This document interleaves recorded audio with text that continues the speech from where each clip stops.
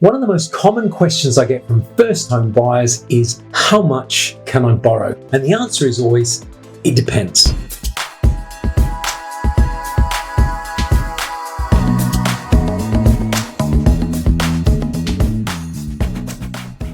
Now, it depends on three things. It depends on your funds available, your income, and your expenses. The first one of those is your funds available. If you've got a certain amount of savings, that will determine how much you can borrow. So for example, if you've got $30,000 in savings and you want to buy $1 million property, well, you can't. You might have the income to cover $1 million loan, but for the banks to give you the money in the first place, you've got to be able to afford about $40,000 worth of stamp duty, about $5,000 worth of other costs, and still put down at least a 5% deposit. So this $30,000 isn't enough, and so that's going to be your limiting factor. The second one is your income, and to a certain extent, the more you earn, the more you can borrow. And that's generally true, but for the third thing. And the third thing is your expenses. And your expenses includes your regular living expenses like gas, electric, phone bills, how much you spend week to week on clothes and eating out and stuff. It doesn't cover rent if you're buying a place to live in, but it also includes things like personal loans, credit cards, after payments, and also HECS or student loans. So the more you're paying in those, the less you can borrow. And so it's perfectly possible for two people on the same incomes, but one has a very low